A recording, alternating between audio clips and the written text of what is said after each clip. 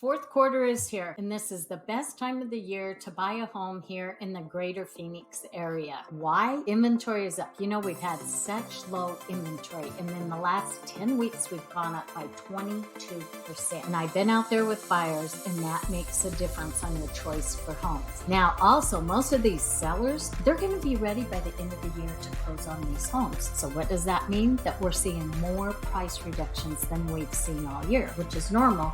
October and November, you start seeing price reductions. We are leaving the seller's market. It is looking very even to be a buyer's market in most of the areas, according to the Concord reports. But it's just not that. You know where a lot of the good deals are? In the new home builds, especially if you're in Maricopa or out in Pinal County. I'm telling you, there are some great deals out there. So not just closing cost if you're using that lender, but also buy downs. If you take a $350,000 average house, and that new builder who bought all these loans, that's how they can offer 3 or 2%. That's per month. That's a lot of money. Also, these homes are going to have a lot more upgrades than they have been. So these are some great deals to get, especially in those new homes. But it's just not that. The resales, when you look at the MLS, and this is from the Concord reports also, almost 50%, I think it's 48% of the closed transactions, the sellers are paying for the buyers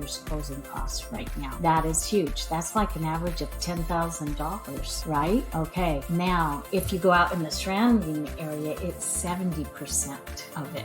I know buyers are still saying, okay, but the prices are high, Shawna, and the interest rate is high. Well, let's go back in history and just look at the baby boomers and the Gen X and what they went through, you guys. It was really a hard time. This is when my dad started real estate, so I know from being with him through those years and talking to him about the market and what he did. You know that they went through 4 recessions, went through 4 times with super high unemployment, and the interest rates went from 7% to 18%, and it took 10 years for it to get back down to 7%. I mean, there were challenges, but there is story after story. My dad told me about all the different things they did to get a loan closed. Assumables were huge, and I think now we should be using our assumable loans much more than we are, especially those VAs. But what does it take? Remember, if that VA is selling their house for $500,000 and their loan's at $300,000, you need $200,000 to assume that VA loan, right? You've got to make up that difference. That's what a lot of people still don't quite understand. Also, those FHA loans, a lot of those are assumable. There's a lot of things. The rent to own, you also have to have a big down payment, but that isn't it. Right now, I'm closing on one, and yes, it takes effort. It's a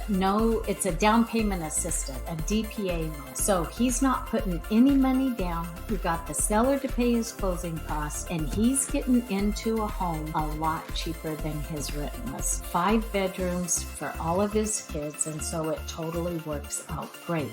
I've done, I think, 3 or 4 of those this year, and that helps a family out completely. So don't give up. Don't think that paying a landlord 100% is worse than paying a bank 8%. I just don't get that math, you guys. I had a client tell me that this week. $3,000 a month for 5 years is $180,000 that you are giving to that landlord.